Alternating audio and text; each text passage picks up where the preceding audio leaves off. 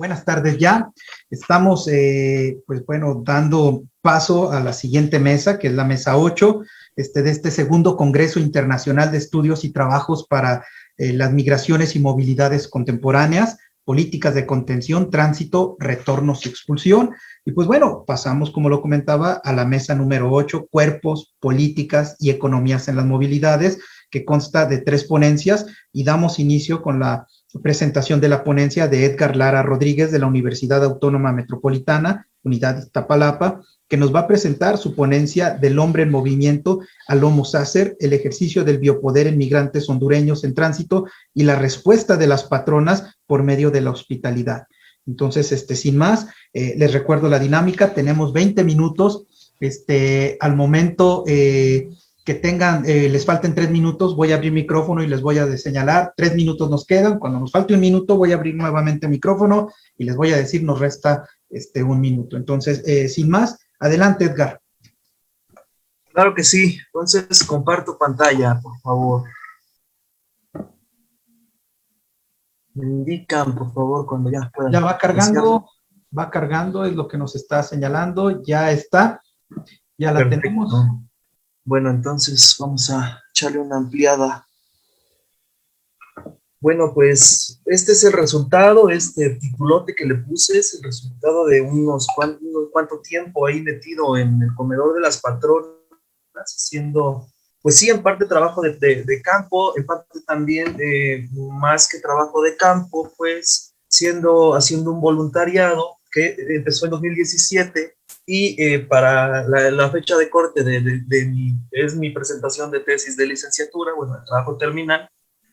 Fueron 3 años aproximadamente de ir a visitar, estar constantemente, ver cómo evolucionó en ese pequeño lapso la migración, y pues el título que le puse es este gigantesco escrito que vemos aquí, pero hace referencia a cómo se trata más bien de residuar la imagen del migrante, y en esa forma de residuo, pues también manipular, controlar, administrar, más que hablando conceptualmente, la vida de estas personas en tránsito. Entonces procedo a la presentación. Las 3 preguntas bases son esta, y vemos, la primera es cómo experimentan los migrantes este ejercicio, este biopoder, y en este ejercicio de biopoder, cómo se les categoriza como Homo Sagri, que posteriormente les diré cómo es, qué significa, qué tiene que ver pues, con la migración, ¿no? Y con esta idea del biopoder en sus vidas y en sus cuerpos. En segundo punto, pues, cómo es que los cuerpos y las vidas de estas personas van a transformarse en este proceso, y también en un contexto como el que es México en la actualidad, porque antes vemos que los migrantes, ya lo dijeron en varias mesas anteriormente, que los migrantes pues antes pasaban México como si fuera parte de su casa, de su territorio, y ahora pues se ha complicado un poco más de unos años para acá. Entonces el México actual ya no es tan fácil, ya no es tan simple, nunca lo ha sido, pero en tiempos actuales se ha complicado un poquito más, de cuando podíamos oírlo, perdón la referencia, como en las canciones de los Tigres del Norte, ¿no? Y ya por último, pues cuáles son las razones por las cuales las patronas abren un espacio en donde se puede, digamos, neutralizar, o por lo menos esa es la percepción que se tiene, estas políticas, este contexto, y entramos a una práctica de hospitalidad en donde no se trata de cambiar a la otra persona y adecuarla al lugar, y tampoco la otra persona trata de cambiar ni el lugar ni a sí misma. Entonces es un acto de respeto al otro, a la otra, al otro, como guste tomarse en la medida que se requiera. Entonces ese respeto a la otredad. En la metodología, pues rápidamente, pues fueron entrevistas estructuradas, tanto a migrantes hondureños, algunas charlas con las patronas, algunas charlas con algunos personajes que llegaron a andar por ahí, como lo es el padre Alejandro Solalinde, Fray Tomás, el obispo Raúl Vera, Rubén Figueroa de Movimiento Migrante, que anduvieron por ahí en algunos momentos. Pudimos conversar, no los entrevisté, pero pude tomar algunas perspectivas. Nada más a Fray Tomás pude entrevistarlo, de cómo es que se visualiza las migraciones también desde este plano del activismo, de estar constantemente evolucionando con la migración y ser en parte, valga la redundancia, de la migración. Entonces fueron, les digo, 3 años y pues traté también de introducir datos audiovisuales, tomando video, y fotografías, audios, pero las fotografías, digamos que es lo que trato, con lo que trato de poner en perspectiva, en una perspectiva visual, lo que yo percibía, y lo que trato de aterrizar en la investigación para hacer un poco más digerible esta investigación, salir un poco de la investigación cuadrada de solo letras, datos, y tratar de hacer también como más interactiva. Entonces las fotos que van a ver a lo largo de la presentación son mías. Y son las seleccionadas de tantas, pues, unas poquitas, ¿no? Entonces, el primer tema es pues, la migración centroamericana, cómo vienen, por qué salen. Pues es un fenómeno multicausal, no se puede englobar en lo económico, no se puede englobar en cuestiones sociales, en las cuestiones políticas, sino que es plenamente un fenómeno multicausal. Y pues ya más recientemente podemos también introducir, ya hemos tenido algunas mesas aquí en el Congreso, la situación del cambio climático y más recientemente pues la situación del COVID, ¿no? Que también está provocando ciertas migraciones e incluso el actual efecto de la llegada al poder de Biden, ¿no? Entonces tenemos como un ambiente político de relaciones bilaterales muy multilaterales, no bilaterales, muy vasto. En pequeños números, porque pues, la estadística nunca sobra, pero aquí es una estadística muy, digamos, básica.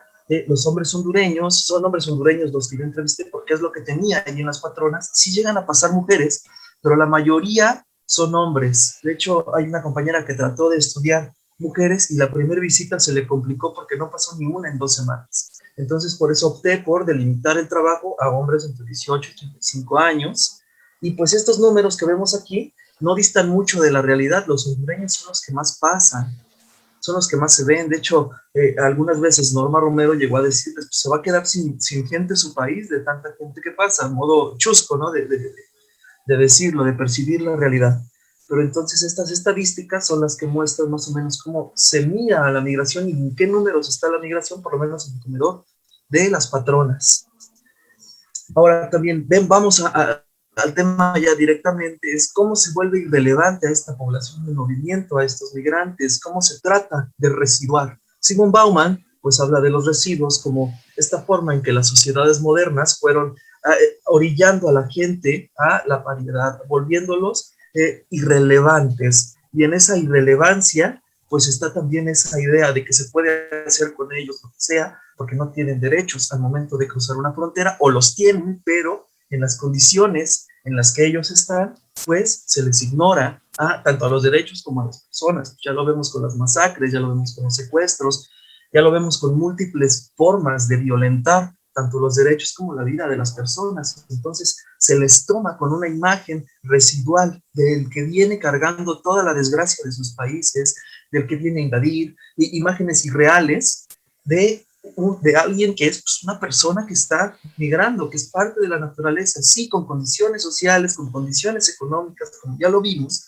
pero es una persona. Entonces, a fin de cuentas, esa idea que se crea de la irrelevancia en los migrantes parte de esta idea también de que el migrante, por el hecho de simplemente serlo, trae consigo un sinfín de carga significativa, simbólica, ¿no? Y entonces aquí es donde introducimos esta idea de la biopolítica, del biopoder, de esa vigilancia donde se jerarquiza al migrante.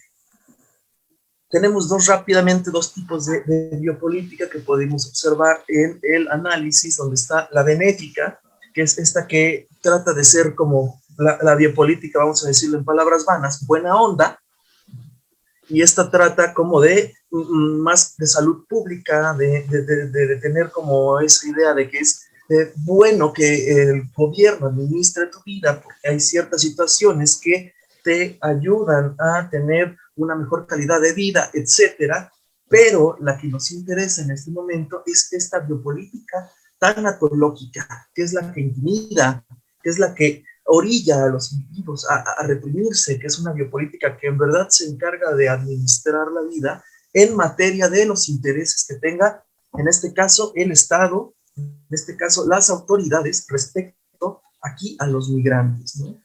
Entonces, esta idea se va a entrelazar con el cuerpo y con la vida. Entonces tenemos ya este entrelace entre los intereses, la administración de la vida y la percepción de los migrantes, cómo se les tiene concebidos y qué es lo que se quiere de ellos. Una generalización, no hay que caer en ellas, pero en este caso para y ser más prácticos, se quiere que produzcan, se quiere una mano de obra barata, se busca que los migrantes lleguen y hagan 3 trabajos, lleguen y hagan 4 trabajos, en vez de solo pagar a una persona por trabajo individualmente, ¿no? Entonces hay que buscar la optimización y para esa optimización hay que poner filtros. Y en este caso los filtros que se perciben dentro de la investigación pues son pues las biopolíticas que se consolidarán en biopoder cuando se llevan a la aplicación.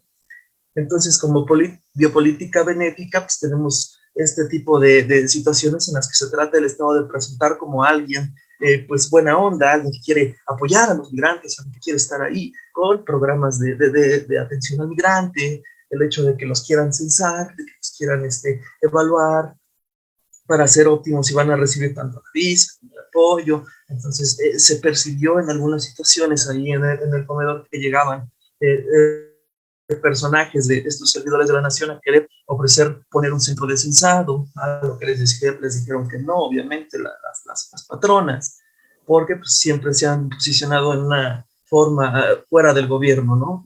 Fuera del Estado, fuera, o sea, muy personalizada.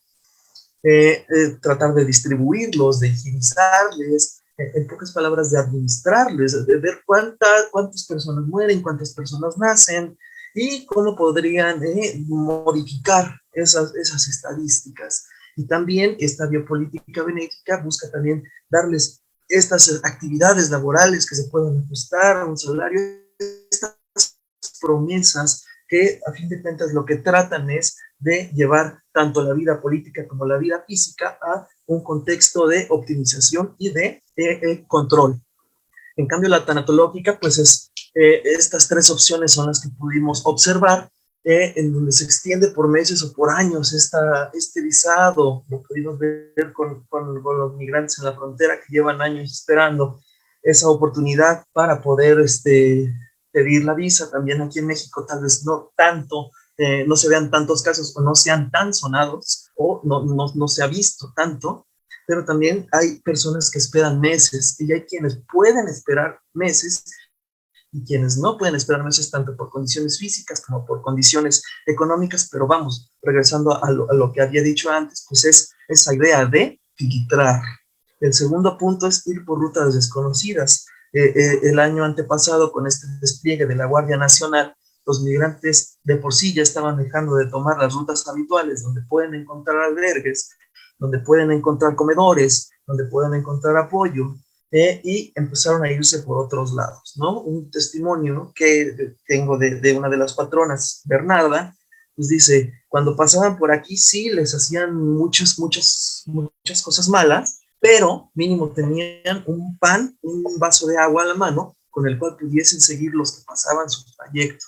Entonces ir por rutas desconocidas es también orillar a la población migrante a moverse, a salir como de esa zona donde podían encontrar un apoyo para irse por otras zonas que eventualmente crearán otra ramificación de esos apoyos, pero en ese tiempo que empieza hasta que sucede, es cuando hay pues estadísticas que nunca vemos de esa política oscura, ¿no? En donde los narcotraficantes, donde el crimen organizado en general, pues va a ser de las suyas, junto con un sinfín de peripecias, ¿no? Que pues, ocurren por irse por otras rutas. Y otra es volver como última alternativa ante la posibilidad de poder seguir en el camino pues a su país, ¿no? Que al fin de cuentas es cuando no se pasa el filtro biopolítico de decir, pues puedes aguantar esto, puedes seguir.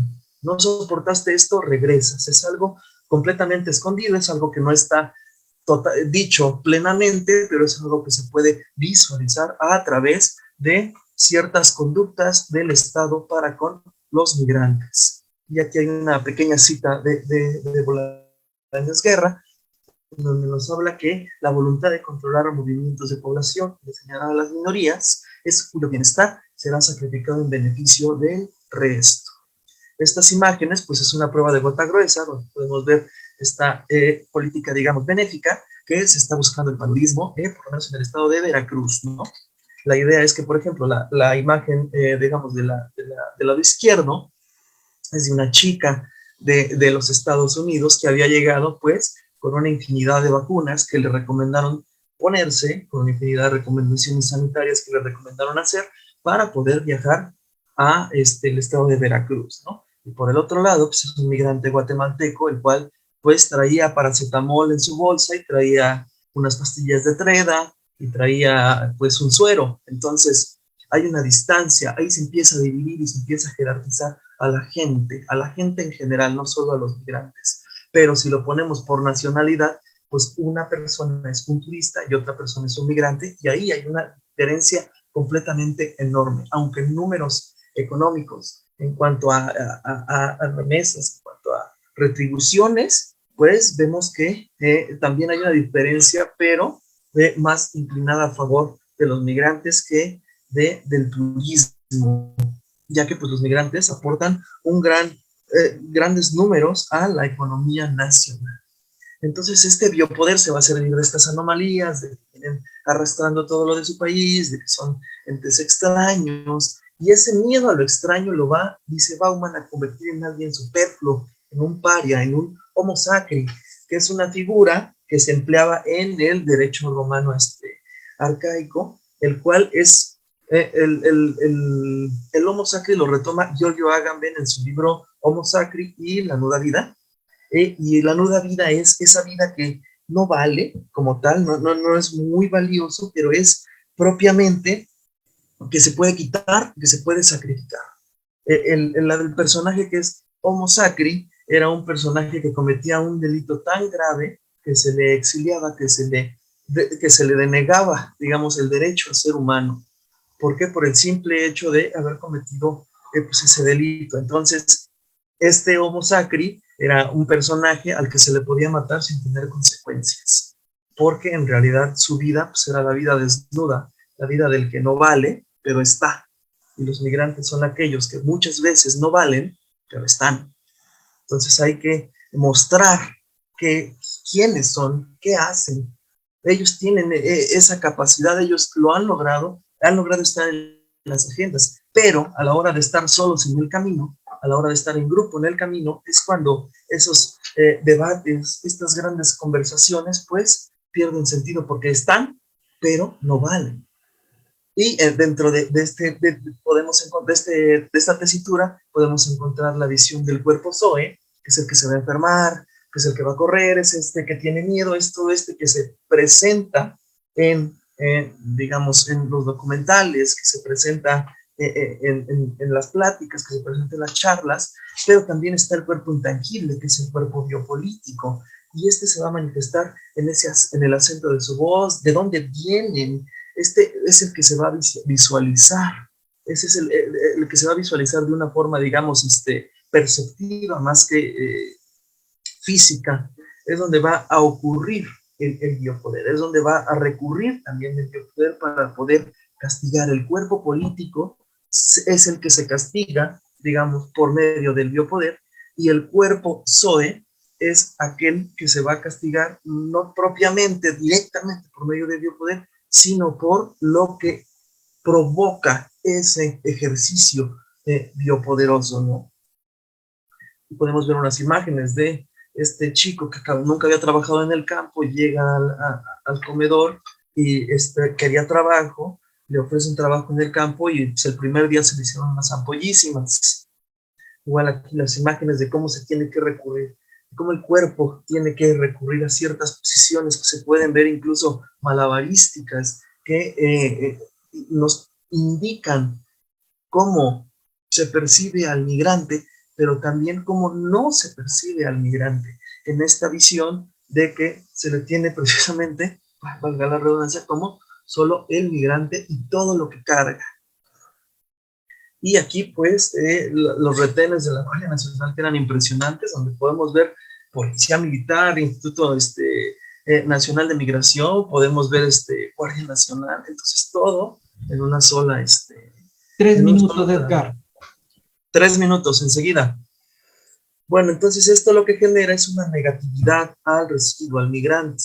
¿Por qué? Porque, pues, como dijo Fray Tomás, aquí dice, pues allá tiene en su país una identidad, aquí no, aquí pues, es clandestino, es alguien que viene, es un mugroso, es un nadie, también lo diría Galeano, ¿no? Es un nadie. Entonces, esto lo va a definir el sistema, dice Fray Tomás, no lo definimos como tal nosotros, sino es lo que se le orilla a las personas migrantes. Este es un pequeño testimonio que nos dijo un migrante que pues se le obligó a caminar, se le obligó a hacer, porque el tren no se movía, pero porque el tren no se está moviendo. A veces también no se mueve el tren porque hay órdenes, hay formas en las que se le dice, hay que modificar las formas para que estos cuates no se suban, estos cuates no se muevan. Como rápido ya, este es un pie que vemos por ahí en el camino, como llegan, un pie enfermo, un pie diabético que se orilló a esta idea de que hay que ver cómo verse, hay que caminar, hay que seguir estos rostros. Por último, la hospitalidad rápida de las patronas dista de la tolerancia. ¿Por qué dista de la tolerancia? Porque la tolerancia es soportar. Y la idea que tienen las patronas no es de soportar a los migrantes, sino de aceptar, sino de atraerlos, de tenerlos, no de atraerlos en cuestión de vengan a migrar, sino de aquí tienen un espacio. Quien logra llegar, porque no es un lugar de tránsito donde pasa el tren, no hay estaciones, pero quien se baja del tren o quien llega a pie, encuentra un lugar que ellos mismos dicen es diferente de otros albergues, porque aquí es como si yo estuviese en casa. Y en esa transformación de un lugar completamente desconocido, como puede llegar a ser Amatlán de los Reyes, Veracruz, para los migrantes, que se convierta en una casa, pues tiene que ver mucho con esta idea de la hospitalidad, más que de la tolerancia, más que de soportar a los migrantes, más que de darle solo un espacio político, digamos, en la tesitura que se tiene de política orillada al Estado, sino, sino un espacio político hacia lo interno, hacia donde se tienen que romper estas barreras y el migrante pasa de ser migrante a parte de una familia. Obviamente esto es un pequeño estudio, esto es una respuesta que encuentro en lo micro, que obviamente en lo macro es muchísimo más difícil, más complicado poderlo llevar a la realización, pero entonces aquí la tolerancia hacia los migrantes es un hecho que podemos encontrar dentro del estado actual respecto a los migrantes con el presidente Andrés Manuel, ¿no? Él los tolera, mas no es hospitalario, porque la tolerancia orilla a crear estas jerarquías y la hospitalidad dice que solo hay libertad de uno cuando hay libertad del otro. Entonces solamente voy a ser libre cuando el otro lo sea.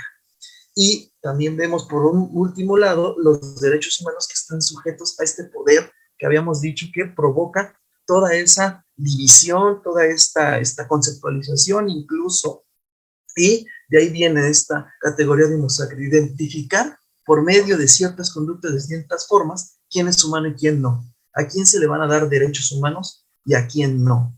Entonces, a los que trabajamos en esto, a los que están interesados, a los que van a los albergues, a quienes están en los albergues, pues sabemos y podemos ver a quién se le identifica, o por lo menos el Estado a quién identifica como portador de derechos humanos y a quién no, y a quién nada más jerarquiza.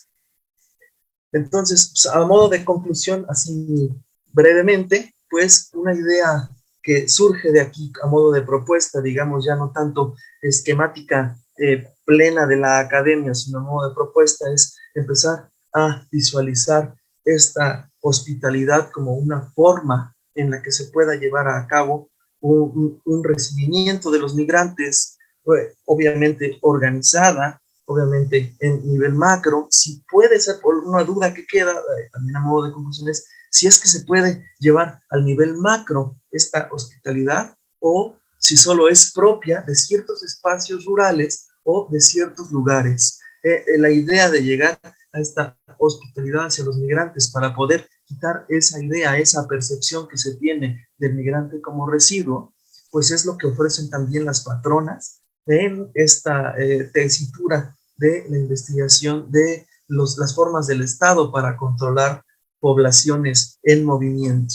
Entonces, una propuesta es plena para decirles a los compañeros, a todos los que vean, y en general, que sí está bien hacer ciencias sociales, pero también hay que aterrizar a las ciencias sociales a lo que ocurre. Y creo que estos espacios permiten visualizar de forma aterrizada cómo es que se está viviendo la migración actualmente, pero también se puede visualizar desde una perspectiva teórica, desde una perspectiva académica, pero no por ello menos humana.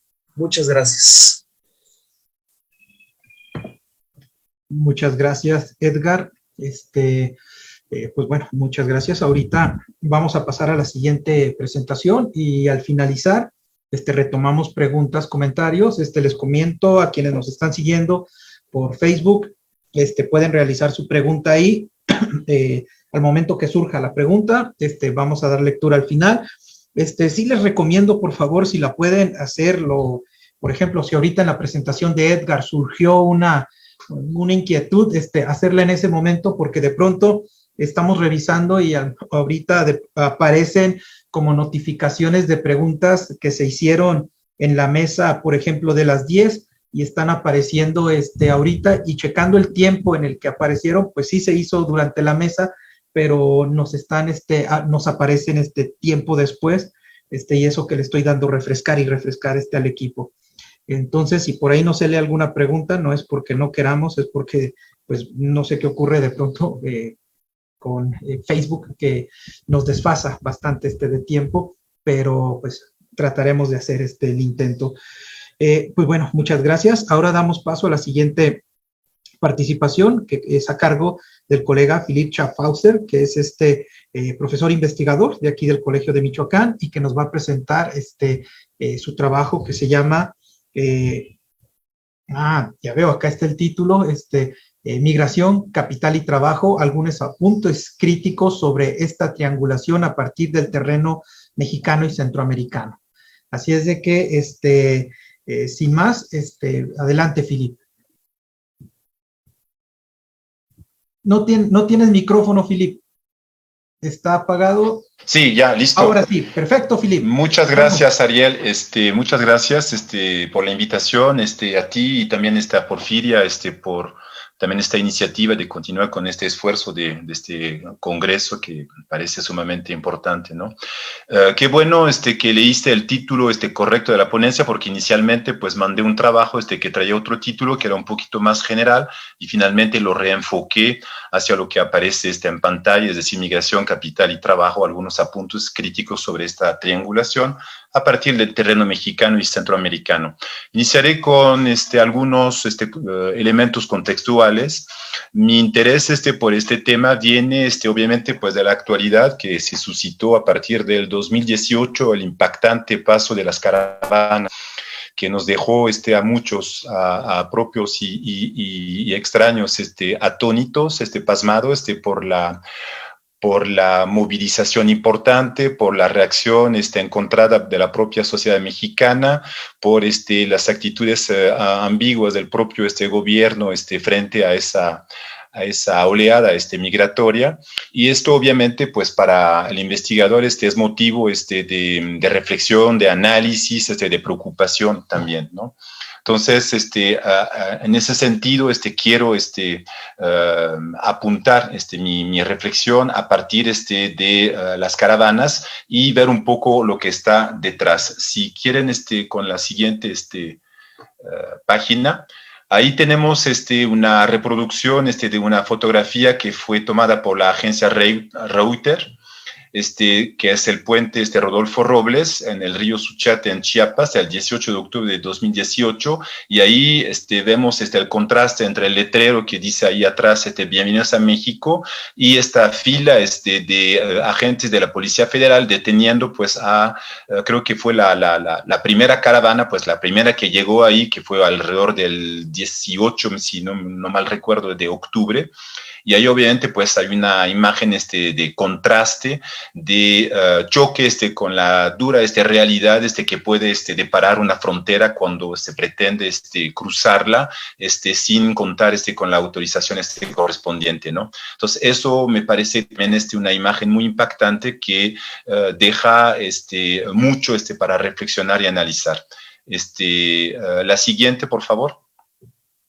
Ahí es una cita que me parece emblemática de un filósofo francés que acaba de fallecer. Arriba viene la cita en francés y abajo es la traducción de un servidor. Dice, la realidad no es más que un producto manufacturado, convencional, utilitario y transitorio de la ciencia y la tecnología, y la realidad del hombre es la de un lugar vacío. De todas formas, ya no hay más hombres, solo permanecen sus síntomas. Ahí, en esta reflexión del filósofo francés, Jacques Bouvresse, se encuentra parte pues, del propósito de esta ponencia, es decir, articular la migración y lo que pasó con las caravanas, con el tema del trabajo y con el tema del capital, a través de esta triangulación. Si pasamos a la siguiente página, por favor. Bueno, mi ponencia se va a articular en 4 momentos, con unos preámbulos que son comentarios previos, más algunas advertencias.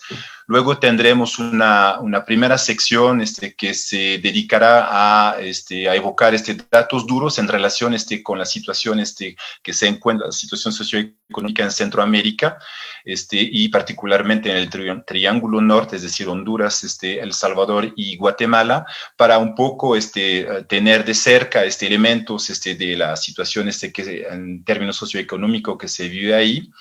En la sección B haré una serie de reflexiones y propondré algunos análisis a partir de esta situación, desde luego con esta perspectiva crítica inspirada en la obra de Marx. Y por último, pues una serie de comentarios finales. Entonces, empiezo con esta parte de preámbulo. Yo creo que es importante constantemente cuando uno se dedica al tema de los estudios migratorios, como bien decía Lévi-Strauss, o otros autores, que es necesario volver a definir, a precisar qué es lo que entendemos por migraciones.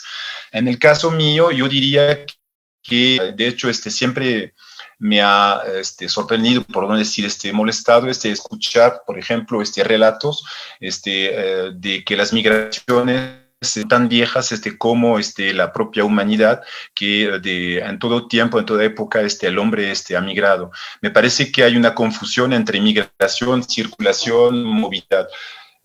Parto del supuesto que la migración es una hechura del capitalismo y que podemos históricamente datar algunos sucesos que permiten establecer esta relación entre migración y capital. La Revolución Inglesa es una muestra de ello. Obviamente, pues en ese entonces no se hablaba de migración o de migración, vamos a decir, interregional, con lo que se ha dado a partir de la expropiación en el campo, que permitió liberar tierras y permitió también liberar mano de obra que llegó a las ciudades para enrolarse en las filas de la clase obrera naciente en el siglo XVIII, siglo XIX, ¿no? Y así nace el capitalismo en el Reino Unido. Otro ejemplo que me parece muy interesante es el ejemplo irlandés, como otro antecedente. Ahí tenemos una situación muy peculiar. Sucede entre 1845 y 1852 una terrible hambruna provocada por una plaga que afectó el cultivo de la papa, que provocó hacia 1850 la muerte de más de 1 millón de irlandeses y el éxodo de 1,5 millones más hacia Inglaterra y los Estados Unidos. El dato es muy interesante porque en aquel momento Irlanda formaba parte como territorio, como provincia del Reino Unido, y el Reino Unido era la potencia económica e industrial en el mundo, una suerte de paradoja que incluso políticos en aquel entonces como Sir Gladstone lamentaban, diciendo que era cruel y paradójico esta situación de hambruna, de profunda miseria, al lado de la prosperidad y del auge económico. De hecho, podemos considerar que la inmigración irlandesa hacia los Estados Unidos constituye una de las primeras etapas de esta articulación entre migración y capitalismo, ¿no? Otro elemento que parece importante destacar es el papel del propio Marx sobre el tema migratorio, sobre la cuestión irlandesa. Él escribió una serie de artículos para periódicos de Estados Unidos y insistiendo en la idea que les estoy planteando de esta articulación entre migración como fenómeno histórico vinculado pues, al desarrollo y expansión de la economía, es decir, a través de los conceptos que se han evocado aquí en este congreso y que son bien sabidos, de ejército de reserva, de competición que se establece entre los trabajadores, los que cuentan con un empleo y los que no cuentan con empleo, los famosos supernumerarios, provocando una pauperización, es decir, una situación de miseria que se caracteriza por la baja de los sueldos pagados a los obreros, ¿no? De hecho, otros autores contemporáneos parten del mismo supuesto de esta articulación entre migración y capitalismo. Es el caso de Sandro Mesadra en un libro que se llama Derecho de fuga. También tenemos el economista francés que se llama Frédéric Lordon, que establece esta necesidad en las ciencias sociales de no hacer caso omiso del papel del capital para comprender muchos de los fenómenos que están sucediendo, como son, por ejemplo, las migraciones. Otro elemento para terminar con estos preámbulos es una concepción que les comparto sobre el estudio de las migraciones o los estudios migratorios, que se pueden dividir en dos vertientes. Una que calificaría yo de una suerte de fenomenología de las existencias individuales y colectivas atrapadas en los procesos migratorios, es decir, donde la preocupación es documentar, analizar, etnografiar el presente, la situación en la cual se encuentran grupos o personas en situaciones migratorias. Y esto define pues un tipo de investigación y lo califico como una suerte de fenomenología al estilo de Heidegger, es decir, donde finalmente el presente se vuelve omnipresente, donde la situación en la cual está atrapada pues la persona en situación migratoria pues es lo que finalmente incluye el eje de estudio, ¿no? Entonces ahí tenemos varios ejemplos, como por ejemplo el diante de Edgar sobre la situación de los centroamericanos en Veracruz con las patronas, ¿no? El segundo eje es lo que yo calificaría de una fenomenología profunda, extensa, longitudinal, histórica, y que consiste en establecer una serie de hitos, de etapas para documentar el fenómeno migratorio, como lo estaba haciendo a partir del ejemplo irlandés, ¿no? Y eso es una suerte de fenomenología que calificaría al estilo de Hegel, con su propia dialéctica que Marx dejó de dejar pata arriba para ponerla bien firme a partir de esta relación entre infraestructura y superestructuras, ¿no? Si pasamos a la siguiente, por favor. Bueno, vamos a contextualizar un poco la situación que antecede el tema de las caravanas. Me parece importante proporcionar algunos datos duros. Estos datos no los inventé, sino que vienen del trabajo minucioso que año con año hace el BBVA Research. Me tocó estar en un seminario para comentar precisamente la producción de la información sobre 2019, del anuario Migración y Remesas, y ahí encontramos una mina de informaciones muy interesantes que pueden ser cuestionables en algunos aspectos, pero que por lo menos nos da un poco cuerpo a lo que es la realidad socioeconómica, en particular en la zona de Centroamérica. Bueno, rápidamente algunos datos, no los voy a atiborrar, pero en 2017, es decir, un año antes de que se iniciaran las caravanas, se encontraban 1.500.000 salvadoreños fuera del país, 1.117.000 guatemaltecos y 700.000 hondureños fuera del país. Bueno, son datos un poco brutos, que no nos permite un poco dimensionar o visualizar bien las cosas. Corresponden a el 24% de la población salvadoreña, el 6% 6.6% de la población guatemalteca y el 7.8% de la población de Honduras.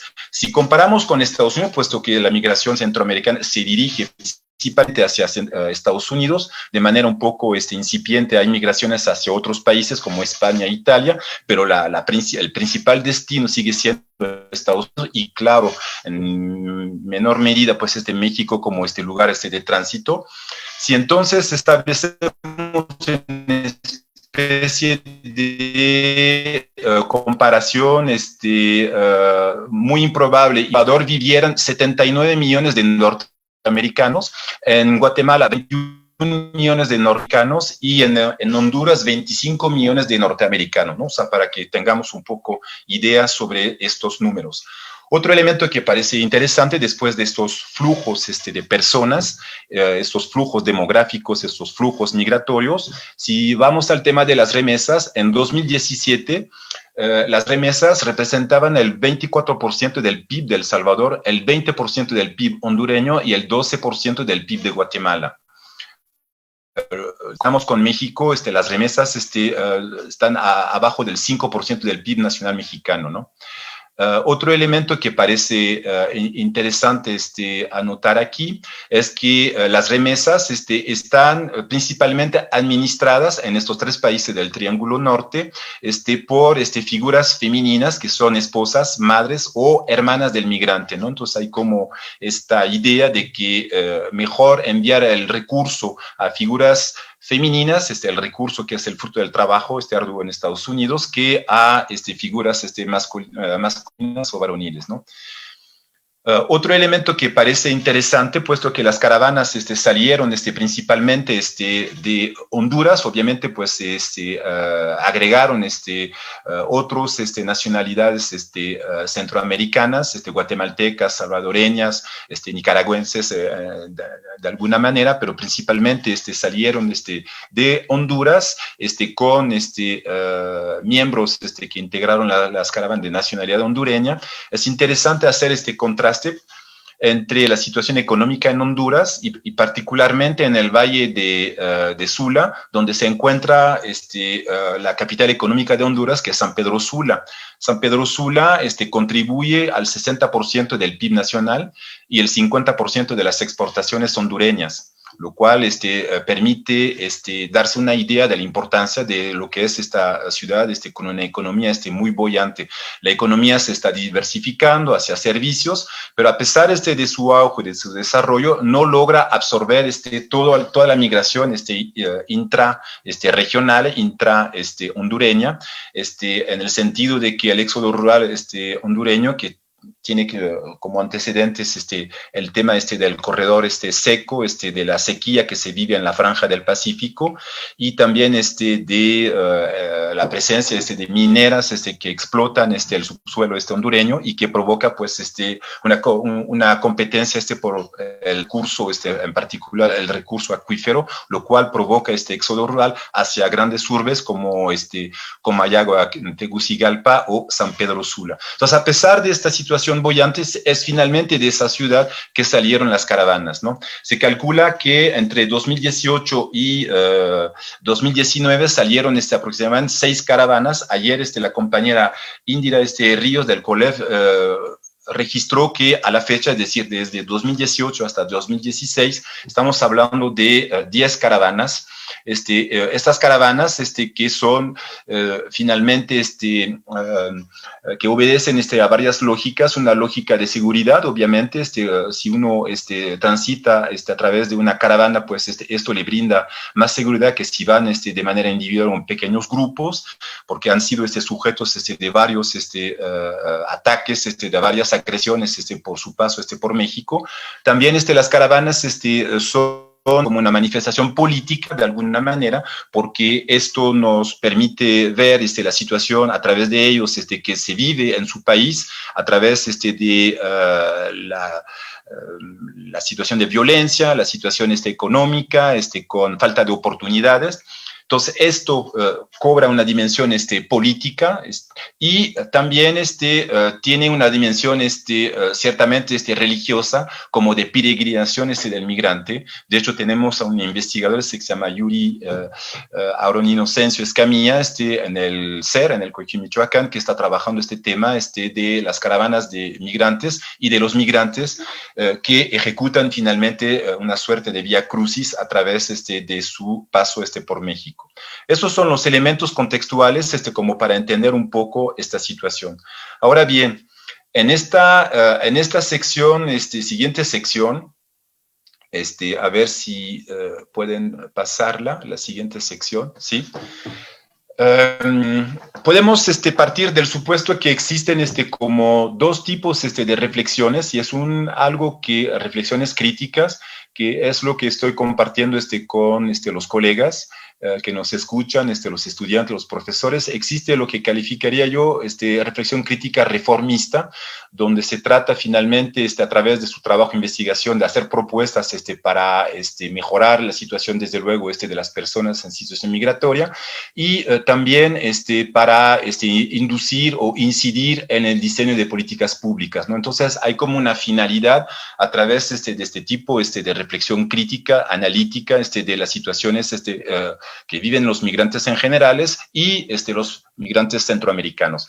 Otra es una reflexión crítica que trata de ahondar más, que se vuelve tal vez más radical y que finalmente tiene que ver con un replanteamiento del papel de la ciencia social y del investigador, y saber si, por ejemplo, el investigador es auxiliar del poder o emancipador de las masas. Siempre ahí está esta disyuntiva, ¿no?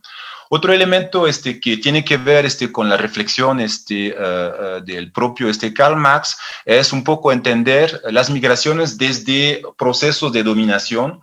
Y Marx utiliza dos conceptos que son dominación formal y dominación real. La dominación formal es este artículo.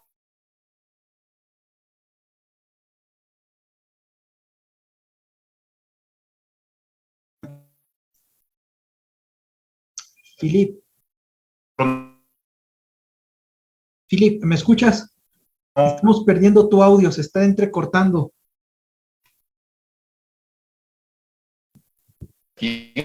Pues yo no tengo señal de hasta dónde se lo necesita la sección. Cuando estabas hablando decías Marx, y justo en ese momento fue dominación formal, dominación real, según Marx. Bueno, justo vuelvo sobre sí, y estamos con 3 minutos más o menos, Filip.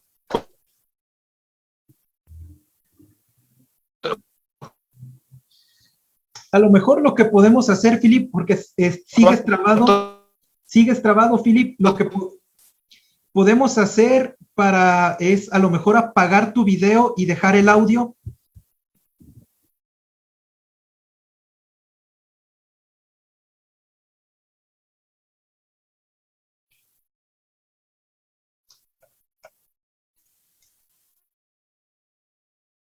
¿Escuchas, Filip? Creo que perdiste la conexión.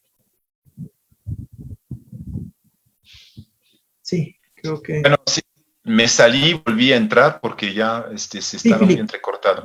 Entonces me decías... Sí, Filip, una de las cuestiones, una propuesta te decía, a lo mejor puedes apagar ahorita la cámara y dejar el puro audio para agilizar, sí. Veo que tienes problemas. Y también la otra, te quedan 3 minutos, Filip, aproximadamente. Bueno, voy a tratar de redondear ahorita las cosas. Te escuchamos bien.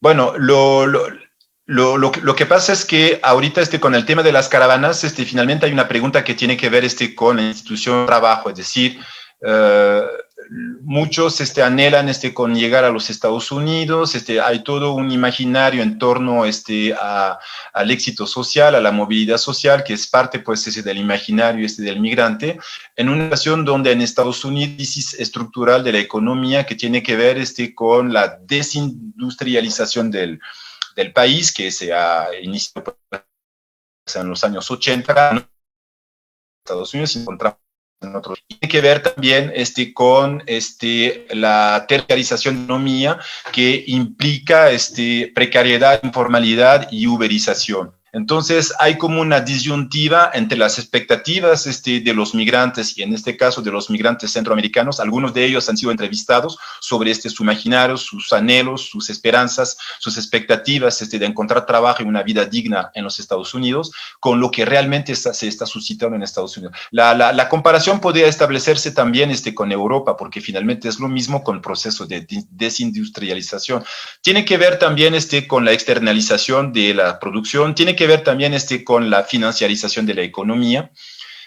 Y ya podemos ir a las conclusiones finales, ya a paso muy acelerado.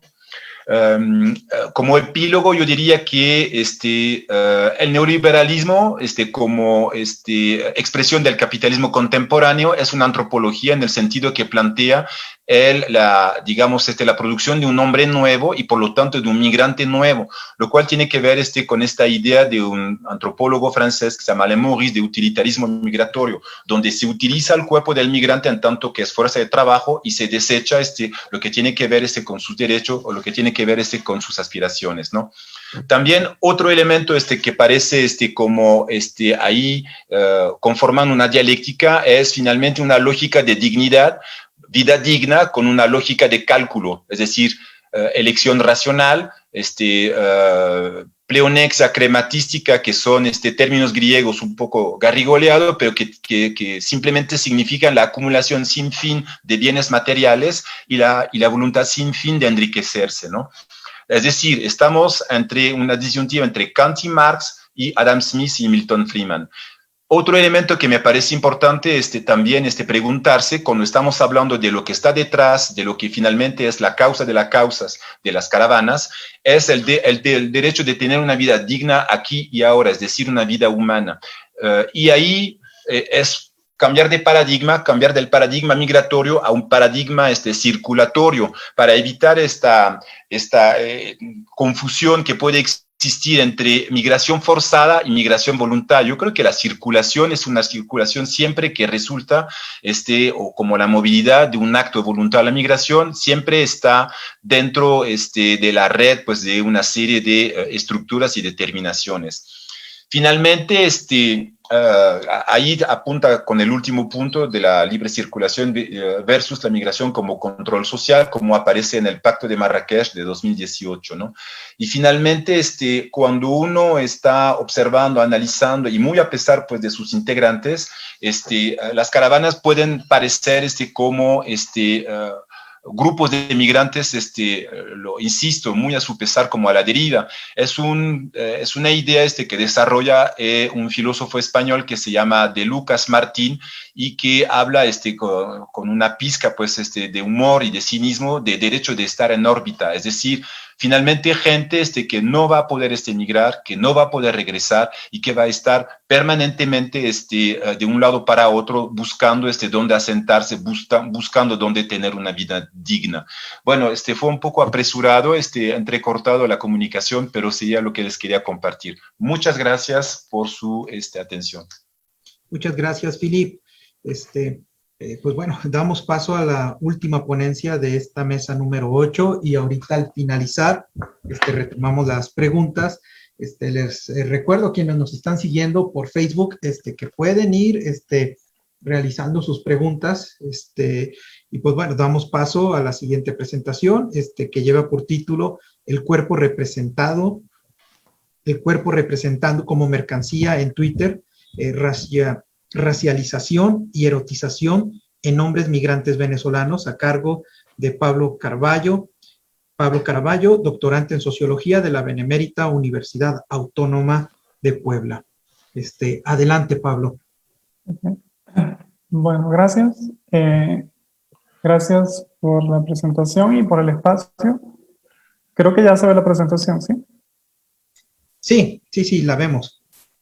Bueno, como comentaba, el título de mi ponencia es El cuerpo representado como mercancía en Twitter, racialización y erotización en hombres migrantes venezolanos, y se desprende de una investigación más amplia, que realmente es una investigación que está en curso, que es mi tesis doctoral, y tiene que ver con la migración, pero digamos que desde un punto de vista, o sea, no basándose en la migración como objeto como tal, sino que el enfoque va más orientado hacia los estudios culturales. Entonces, en primer lugar, voy a exponer más o menos como el punto de partida de mi investigación y de esta ponencia, que es, en primer lugar, la migración venezolana, que es un tema que me interesaba estudiar, que lo vinculé con un tema que ya venía trabajando, como voy a decir más adelante, pero me interesaba porque, bueno, por diferentes razones, porque es un tema que está bueno, muy fuerte últimamente, pero también que es muy cercano a mí, porque aparte soy venezolano y tengo 5 años viviendo aquí en México, entonces soy migrante venezolano aquí en México. Y bueno, pero ha sido un fenómeno que ha ido creciendo en los últimos años a raíz de la situación que se vive en el país. Y en términos como de datos, de números, podríamos hablar o sea, se habla en la actualidad de más de 5 millones de venezolanos y venezolanas que han salido del país, que han pedido refugio y han solicitado asilo. Algunas organizaciones internacionales hablan de la situación de Venezuela como una crisis humanitaria y en ese marco de un proceso de migración forzada, que bueno, es como un término que podríamos cuestionar, como decía el doctor Philip, pero es como el término que se le ha dado para hablar de esta necesidad, o también se ha hablado de la migración en situaciones de crisis, de esta necesidad de salir, dada el contexto que se está viviendo en el país. Y justamente por ese mismo contexto, por ese mismo marco, esa misma situación que se vive en Venezuela, también ha habido unas condiciones de vulnerabilidad que han ido creciendo, incrementando en la medida en que se ha ido aumentando el número de personas que salen. Y estas condiciones de vulnerabilidad particularmente se vieron reflejadas en esta situación que hemos vivido con la pandemia del COVID-19 y que, bueno, dejó en evidencia que la mayoría de o muchos de estos migrantes están viviendo en condiciones de suma precariedad y no han logrado insertarse en términos dentro de la economía formal, y al suceder toda esta situación de la cuarentena se vieron forzados a regresar porque se vieron sin nada prácticamente en los países donde estaban asentados, y esto, bueno, generó toda una situación de vulnerabilidad y vulnerabilización de esta población. Entonces, en términos macros, digamos, el contexto histórico en el que se inscribe la investigación tiene que ver con el paso de Venezuela, en principio, de una nación que se considera como predominantemente receptora de migrantes a una nación predominantemente expulsora.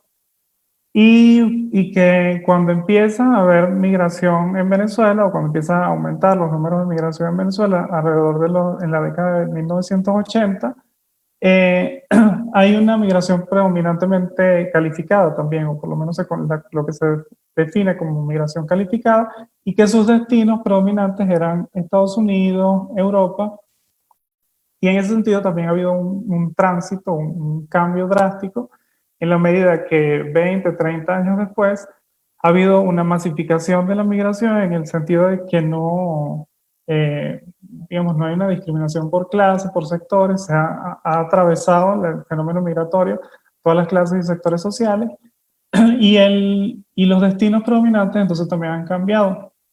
Ya no se mueven sobre todo para Estados Unidos y Europa, sino para países latinoamericanos, países vecinos, y sobre todo la mayor parte de esta migración está asentada en Colombia, que es el país, digamos, más cercano geográfica y culturalmente.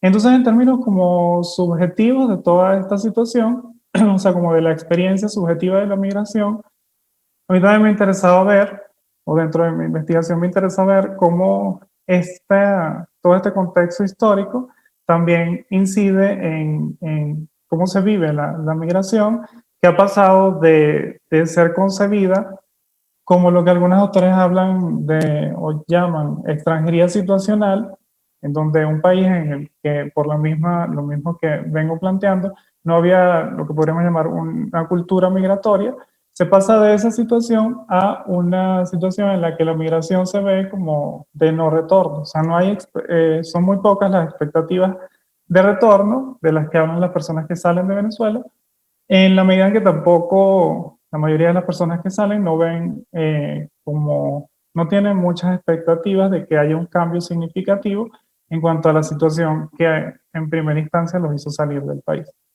Entonces esto creo que incide también cómo se vive la migración y tiene que ver con lo que más adelante voy a profundizar un poco.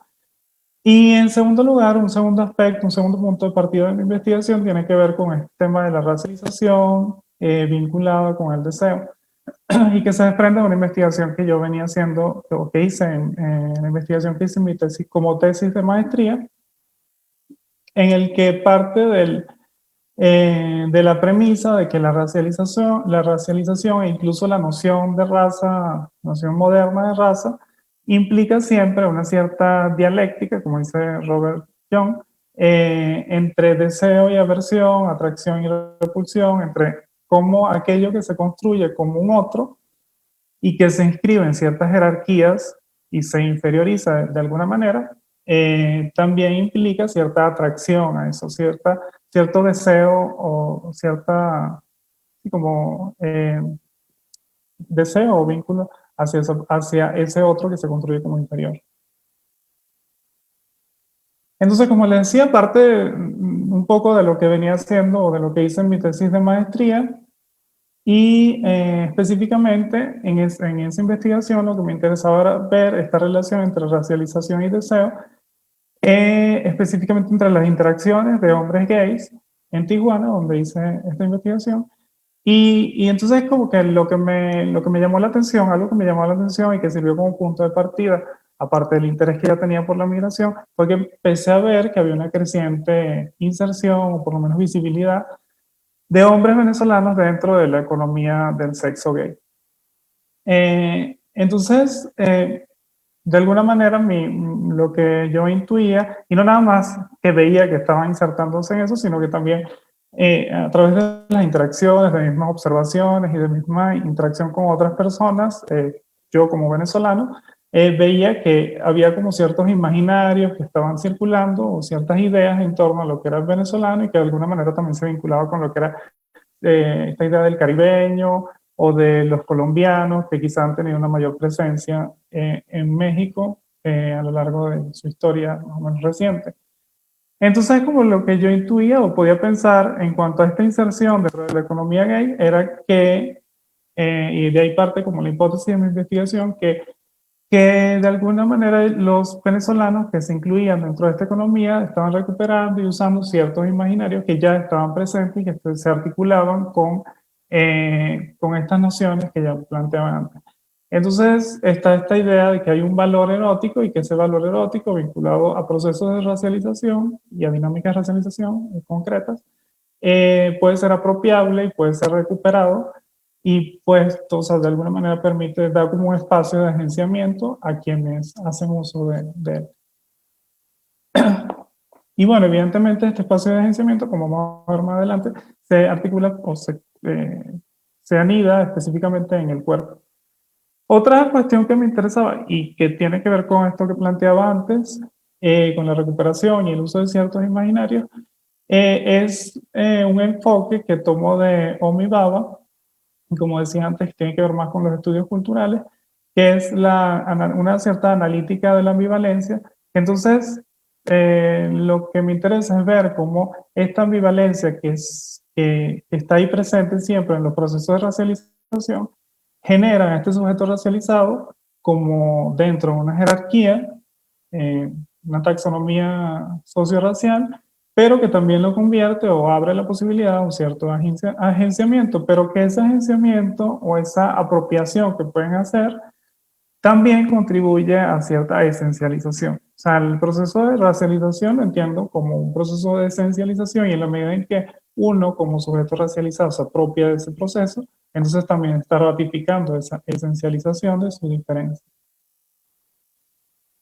Entonces, en cuanto a aspectos metodológicos, brevemente, yo me interesé, o sea, lo que me interesa es como reconstruir a partir de un enfoque biográfico, pero tomando también ciertas críticas que se han hecho a los relatos de vida y el enfoque biográfico, por ejemplo, lo que plantea Bourdieu en torno a la ilusión biográfica. Partiendo de todo eso, yo quisiera como reconstruir, o es lo que estoy haciendo en este momento, reconstruyendo trayectorias migratorias de hombres venezolanos que viven en México específicamente, Y dentro de esas trayectorias me interesa profundizar en lo que son itinerarios subjetivos, o sea, cómo viven esta experiencia en términos subjetivos, y también itinerarios corporales, que es un término que tomo de Francisco Ferrantis, que tiene que ver con cómo se da esta relación con el cuerpo y cómo va cambiando a lo largo del tiempo. Entonces, dentro de esta trayectoria me interesan estos dos aspectos. Y a su vez, mi estrategia metodológica tiene que ver también con un enfoque etnográfico, y en este caso me voy a enfocar específicamente, o sea, para lo que sigue, me voy a enfocar específicamente en una etnografía digital, que también va como en curso actualmente, y que tiene que ver con observar cómo dentro de esos espacios digitales, que de alguna manera se articulan también con los espacios reales, cara a cara, y que también están mediados por dispositivos tecnológicos que posibilitan ciertos tipos de interacción, también se da esta apropiación y esta puesta en escena de lo que es la identificación con la nación, y se produce de alguna manera en términos micro la idea de nacionalidad.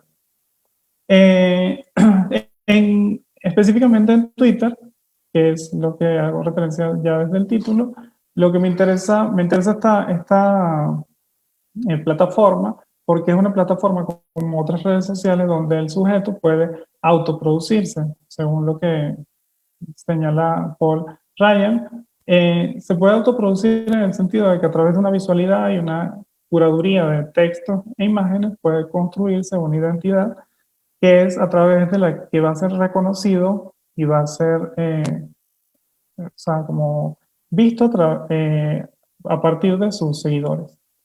Entonces, dentro de la etnografía digital, tomo como grupos de Facebook, cuentas de Twitter y otros espacios digitales, pero en lo que sigue, sobre todo me voy a enfocar en cuentas de hombres que se identifican como venezolanos, explícitamente se identifican como venezolanos, que son residentes de países latinoamericanos, porque me interesa esta cuestión de la migración sur-sur, y que ejercen trabajo sexual, entendiendo el trabajo sexual en un sentido amplio, no como trabajo sexual necesariamente como físico, cara a cara, digamos, sino incluso incluyendo otras plataformas y otros medios como páginas como OnlyFans o el mismo Twitter, que permite vender o promocionarse, vender videos, o también sirve como plataforma para promocionar a su vez lo que sería luego encuentros cara a cara. Entonces, tomé como alrededor de 30 cuentas, todas tienen miles de seguidores y pocos siguen a pocas personas, es decir, tienen muchas personas que lo siguen aunque no haya una relación de amistad o de mutuo seguimiento con esas personas, y en todos los casos utilizan Twitter justamente para estos fines. Bueno, pero entonces, para también, en cuanto a lo que comentaba, el enfoque etnográfico, me voy a enfocar en Twitter, pero también más adelante voy a tomar algunas cosas que he ido observando y que he ido recogiendo a través de las entrevistas. Entonces la idea es como ver cómo se representan estos jóvenes, en su mayoría hombres, a través de Twitter, y se apropian de ciertos elementos de identidad nacional, pero como eso que se vea en sus cuentas también se articula con lo que he ido encontrando ya específicamente en el caso de las entrevistas y de cosas que he observado aquí en México. Entonces, bueno, voy a enfocarme como en dos ejes, fundamentalmente dos ejes como de problematización, que hasta ahora es lo que he ido avanzando. Uno tiene que ver con la recuperación de la racialización, como decía antes, y cómo se apropian estos jóvenes a través de sus cuentas de un cuerpo migrante racializado, que si bien está vinculado a su nacionalidad, también se articula con ciertos signos o símbolos de clase social, y que tiene que ver con la procedencia étnico-racial de sus cuerpos. Entonces hay una apropiación de signos de masculinidad que se dan en esta interacción entre nacionalidad, clase, procedencia, y por eso también eso merita también una visión como interseccional. Entonces hay una apropiación de signos de masculinidad para corresponderse con ciertos estereotipos que dentro de los imaginarios gays, ya variando de contexto en contexto, van a ser erotizados y que tienen que ver con lo que algunos autores han llamado la erotización de la subalternidad.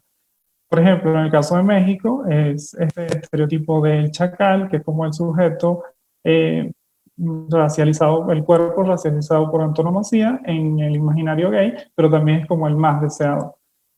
Entonces, estos signos, esta apropiación de los signos de masculinidad tienen que ver con presentarse a través de un rol sexual activo, con una actitud dominante y agresiva, con cierto vocabulario que incluso raya en lo machista, en el que se degrada a sus seguidores como objetos de sumisión o de dominación. En medio de esta apropiación, que como digo, ameritaría también verlo desde un punto de vista como más complejo y ya ir viendo las diferentes trayectorias, se da también en las cuentas ciertas prácticas de distinción. O sea, de alguna manera se produce la diferencia. Y esta producción de la diferencia se da a través de una dimensión de la nación que señala Omi Baba, que tiene que ver con una dimensión performativa frente a la dimensión pedagógica de la nación como Estado que dirige desde arriba, digamos, la identidad nacional. En este caso se da una dimensión performativa que se da desde sus propias actitudes como una apropiación, una producción de la diferencia, de aquello que lo distingue de otros, de las personas que, digamos, nativas, pero también de otros migrantes. Y eso también está vinculado con lo que Michael Billy llama nacionalismo banal. Entonces, bueno, aquí vemos algunas imágenes que tienen que ver con cómo siempre se identifican o muy recurrentemente se identifican en sus descripciones a través de la bandera de Venezuela y cosas así. Pero también incluso hay dentro de sus tweets o sus publicaciones, hashtag y algunas referencias que pueden vincularse con su, digamos, venezolanidad. Y esto podría estar vinculado, o yo lo entiendo en vinculación con lo que plantea, por ejemplo, un muchacho que entrevisté aquí en México, específicamente en Puebla, que él me decía, o sea, yo le preguntaba sobre, él me hablaba mucho de que o sea, por ser venezolano muchas veces llamaba la atención, o decía que llamaba la atención y eso lo vinculaba con el hecho de ser venezolano. Entonces yo le pregunté directamente si él pensaba que era por su nacionalidad específicamente que llamaba la atención o si era porque él tenía algún atractivo. Y él me dijo que realmente no era un atractivo o que los venezolanos no eran más atractivos, pero sí había una esencia que evidentemente, como él lo contextualizaba, era visible en su cuerpo. Entonces eso me pareció interesante porque ya era como una práctica o sea, un elemento de distinción que él, aunque no lo identificaba directamente con un valor erótico, sí lo encuadraba en algo que ya estaba en su cuerpo, que era material y que lo distinguía de los otros. Y también era interesante que él me hablaba de que en muchos casos era visto como exótico o era exotizado y eso como que a él no le gustaba mucho. Pero a su vez me comentaba, por ejemplo, que en algún momento estaba hablando de la migración de haitianos, por ejemplo, y él decía, o sea, me dijo directamente que ellos, por ejemplo, sí son exóticos, 3 que él no es minutos, exótico, Pablo. pero que ellos sí serían. Gracias.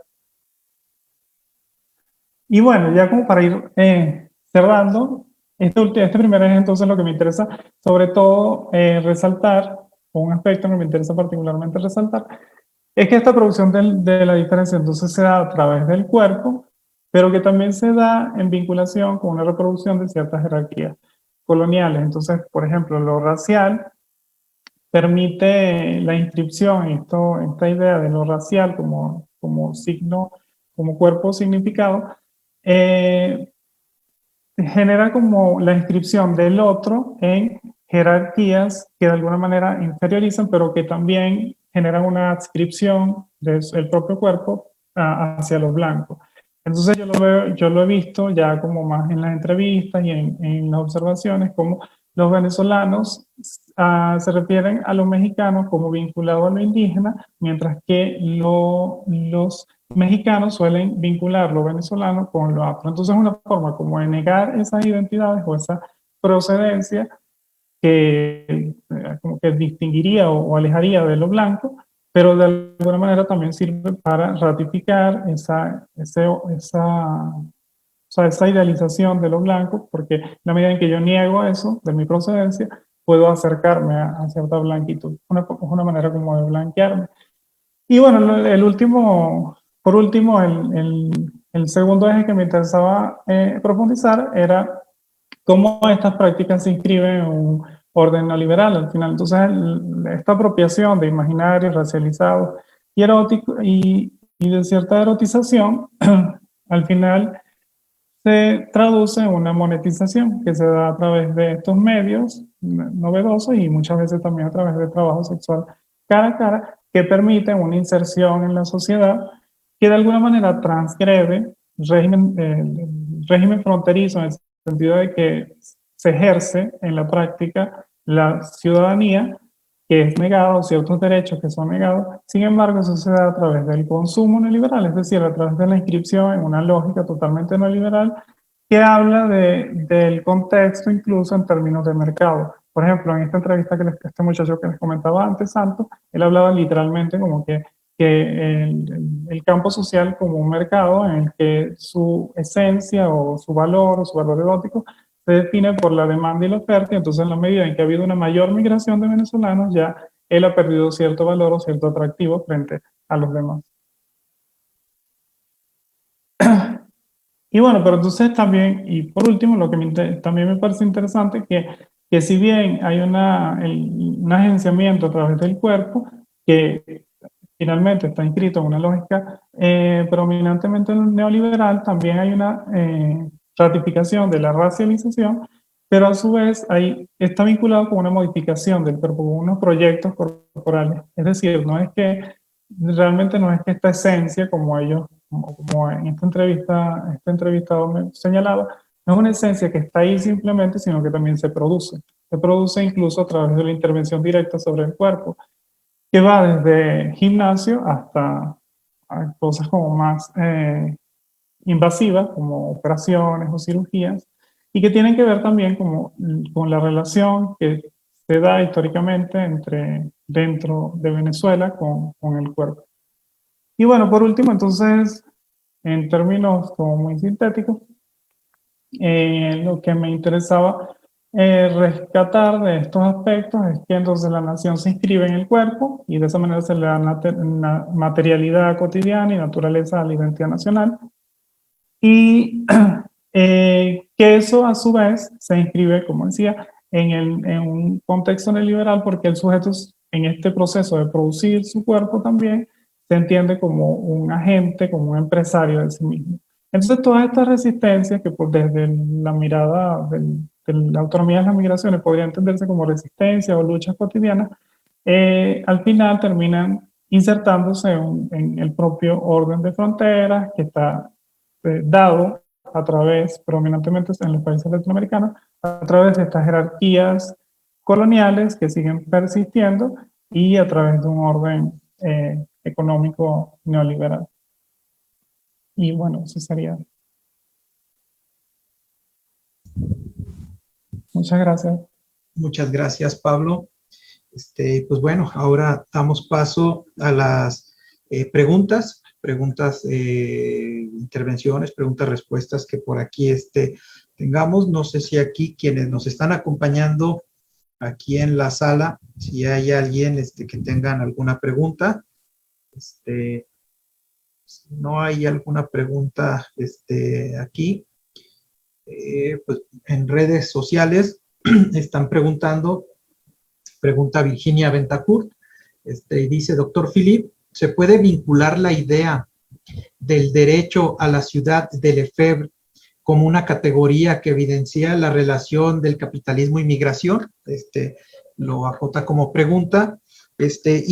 Bueno, una de las cuestiones ahorita que señalabas, Edgar, cuando hablabas de toda esta cuestión de la hospitalidad, sobre todo de la hospitalidad dentro de las patronas de este espacio, pues bueno, me hacía recordar y efectivamente parte de lo que ha sido como, me ha tocado ahorita, estoy trabajando apenas el tema con migrantes en tránsito, pues una de las cuestiones que ha sido importante, que me ha tocado ver es que de pronto están huyendo a estos espacios o albergues, incluso algunos, no simplemente por ser un albergue ofrece apoyo, en ocasiones genera, y así lo han referido, incomodidad por los controles que se tienen dentro de un albergue, que de pronto dicen no nos podemos reunir porque si me ven platicando con alguien, llegan y ¿qué están haciendo? ¿De qué están hablando?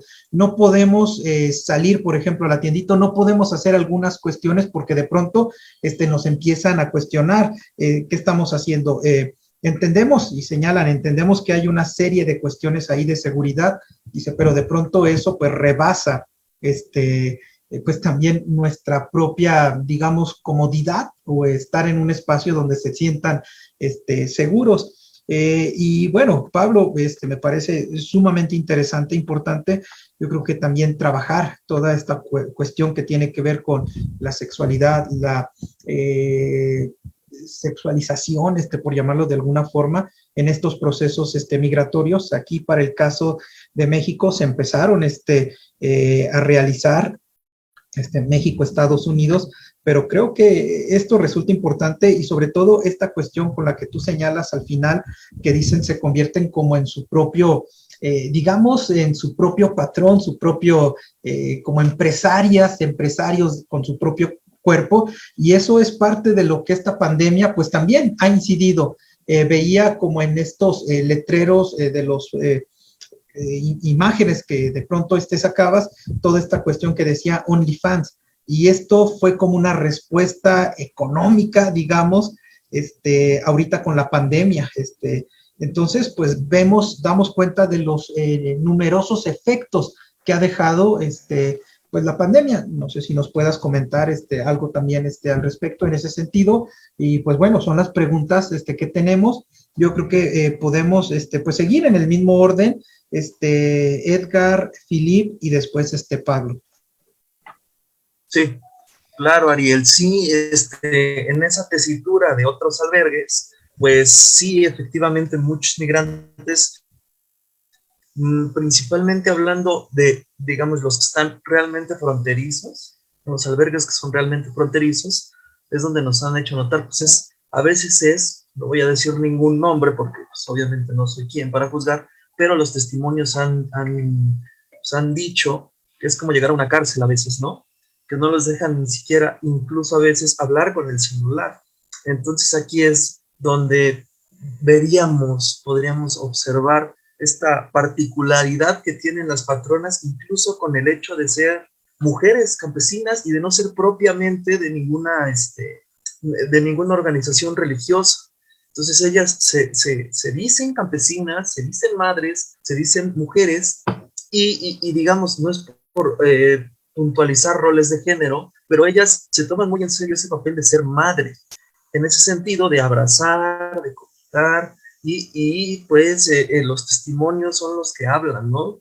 Digo, no quiero parecer gurú ni nada, pero con los migrantes que se puede conversar, les digo, pues, llego a mi casa, me tratan muy bien, sin la necesidad de que les paguen propiamente, que ese es otro trabajo, la voluntad que implica la hospitalidad al momento de respetar quién es el otro, no quién es el otro en el sentido de que es un migrante, sino quién es el otro como persona. Obviamente no se puede generalizar, todas las personas son buenas, todos los migrantes son buenos, todos son malos, pero sí no prejuiciar antes de tener presente a quién tenemos de frente, porque los prejuicios son precisamente todas esas situaciones que orillan a toda la masacre que pudimos ver con los 72 migrantes. Los prejuicios son los que orillan a los comentarios que podemos encontrar ahorita con el compañero Pablo en Facebook, que también son tremendamente horribles en redes sociales, que es no se conoce al otro, pero lo prejuzgo.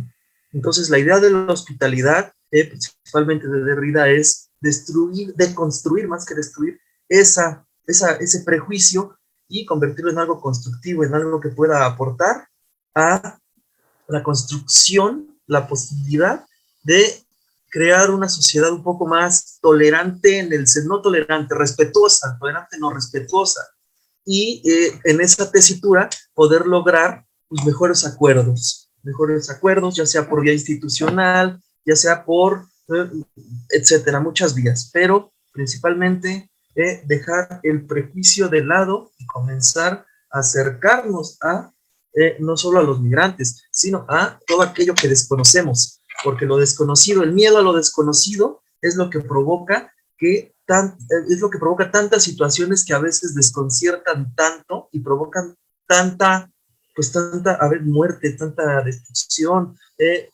Bueno, el miedo a lo desconocido provoca y saca lo peor de las personas. Entonces, pues hay que acercarse a lo desconocido, no hay que prejuzgar. Suena muy idealizado, muy utópico, pero es una propuesta que no hay que dejar de lado, que no hay que tener presente incluso a la hora de hacer análisis académicos, porque a veces los análisis están llenos de prejuicios incluso del parte del investigador para su sujeto de estudio, su objeto de estudio. Gracias. Muchas gracias, Edgar. Philip, a la pregunta de Virginia. Sí, agradezco la pregunta. Es una reflexión, una problemática muy amplia. De hecho, existe un autor francés, un antropólogo que se llama Alain Maurice, que cité rápidamente pues, en mi intervención, que acuña la noción de utilitarismo migratorio. ¿Qué quiere decir ahí? De que finalmente se utiliza al migrante como bestia de carga, como máquina, escindiendo, dejando a un lado lo que es la persona, su sensibilidad, sus expectativas, sus anhelos. ¿Qué quiere decir eso? Que, por ejemplo, cuando estamos hablando de derechos laborales, en situación o en perspectiva migratoria, todo se supedita a la situación migratoria de la persona, como si uno, por ejemplo, ser indocumentado, no tuviera derechos laborales. Entonces, esto tiene que ver con esta idea de acceso a los espacios públicos cuando uno es citadino, cuando uno radica en una ciudad, cuando ya tiene tiempo, ya forma parte pues, de una red, ya forma parte pues, de un entorno urbano, pero lo mismo podría aplicar para un espacio en el campo, para un espacio rural. Y ahí lo vemos bien, por ejemplo, me parece una situación es el programa Bracero. El programa Bracero, con contratos temporales, con contratos cortos, fue diseñado de tal manera que los braceros no pudieran acceder a ningún derecho o pelear por ningún derecho en relación con la ciudadanía. Es decir, la situación laboral en contexto migratorio no surte efecto en materia pues, de ciudadanía. Y ese es el problema que finalmente se plantea. Y Henri Lefebvre o David Harvey, el geógrafo, también lo han planteado, pues de que hay que separar lo que es la situación migratoria como si uno fuera migrante las 24 horas. Por eso yo prefiero utilizar la expresión persona en situación migratoria que migrante, porque migrante me parece como una esencialización, como si uno, repito, fuese migrante las 24 horas, cuando es una situación a la cual entra uno y a la cual aspira a salir uno, ¿no? Muchas gracias, Philip. Pablo, pues yo lo que te hice fue un comentario, algo que quieras tú agregar, si quieres hacer algún comentario, el comentario que te hacía, algo que quieras agregar. Bueno, sí, bueno, como comentaba, es como muy interesante esto. Está vinculado por eso decía, con una lógica neoliberal, en el sentido de que básicamente es como una explotación, es decir, una explotación en la que uno se concibe o ellos se conciben como empresarios y que efectivamente creo que está bien, que está usada como acentuado en todo este momento que estamos viviendo de la pandemia, porque se han generado medios también para que uno al final termina como explotándose a uno mismo desde, o sea, ya el ámbito laboral, el ámbito económico, de producción económica, ya como que ha ingresado en el ámbito privado. Y bueno, con relación a lo que planteaba Edgar, también me parece como interesante ver cómo esto también genera jerarquías dentro de los propios migrantes, que fue algo que no puede, que no, creo que ni siquiera lo mencioné por el tiempo, pero también es interesante porque el ejercicio de la ciudadanía a través de estas formas de consumo neoliberal también generan como cierto cosmopolitanismo que permite distinguir. Entonces, por ejemplo, yo me he encontrado también en las entrevistas y vinculado a estos regímenes de protección, cómo también se generan esas taxonomías legales, también generan taxonomías y jerarquías entre ellos. Entonces un muchacho, por ejemplo, me hablaba de que los refugiados, y hablaba de los refugiados como personas que vienen sin planificación, que simplemente quieren pedir refugio, quieren como asilo. Y él se separaba de esa idea de los refugiados que actualmente están como entrando a México. Y bueno, sería como el comentario. No, y fíjate que esa cuestión es importante porque se genera una noción de empresario que en realidad, digo, bueno, ¿qué tanto serán? Es cuando vemos las plataformas de vehículos, estas que son, no mencionar nombre, pero bueno, estas plataformas de vehículos que desde tu celular la pides, que de pronto quienes son parte de eso te dicen, es que yo soy dueño de mi propia empresa, o sea, es mi coche, es mi esto, dice, sí, pero lo estás gastando, sí, pero estás generando, o sea, eso también es como una noción de empresarios que resulta... Sí, o sea, de acuerdo con lo que están comentando tú y Pablo, es decir, que tampoco tuve tiempo, o sea, es decir, la estructura del empleo, del trabajo en los países occidentales, pero también afecta a otros países como México, está cambiando radicalmente. Estamos dejando un sistema que era el asalariado, donde uno formaba parte pues de una empresa, había obviamente un contrato, había requisitos que cumplir, deberes que asumir, pero también había prestaciones. Ahorita estamos en un sistema donde pareciera pues que es una relación de empresario a empresario, o sea, donde uno finalmente a través de una ley de oferta y demanda, pues yo necesito tener choferes, pero en vez de emplearlos, voy a considerarlos como si fueran autoempresarios, pero es una ilusión porque en realidad es un subempleo y por eso el boom en la terciarización. Hay un artículo muy interesante sobre este tema de Alejandro Canales, donde estudia la evolución, la estructura del empleo en Estados Unidos y descubre que el sector terciario en Estados Unidos de los servicios está muy polarizado, porque por un lado tenemos a gente altamente calificada. El ejemplo palmario pues es la Silicon Valley, donde tenemos ingenieros en lo que trabajan en los GAFAM con dineros, con ingresos muy altos, y a la par están recurriendo a un ejército de personas subempleadas, que el Uber para la comida, que el taxi, que esto, que lo otro. Todos se consideran en esta ilusión capitalista de que son empresarios. ¿No? Es una... Sí, por ahí Juan Francisco dice, trampa, pues. Los ubican estas empresas como asociados, o sea, todavía exactamente. Una mayor relación. Exacto, son como colaboradores. Exacto, pero sí. Pues bueno, muchas gracias, les agradezco mucho por el interés en este congreso, por su participación. Reitero, próxima semana, el lunes, estarán recibiendo sus constancias. A quienes nos están siguiendo por redes sociales, pues les avisamos que entramos en recreo. Nos vamos de receso ahorita, regresamos a las 4 de la tarde con la mesa número 9, literatura y herramientas lúdicas dentro de las movilidades. Entonces. Muchas gracias, Ariel, y felicitarlos a ti y a Porfiria por la organización del evento y el esfuerzo que han puesto y la calidad del mismo. Sí, muchas gracias. También de los colegas Pablo y Edgar. Sí. Gracias. Gracias, doctor. Muchas gracias a todos.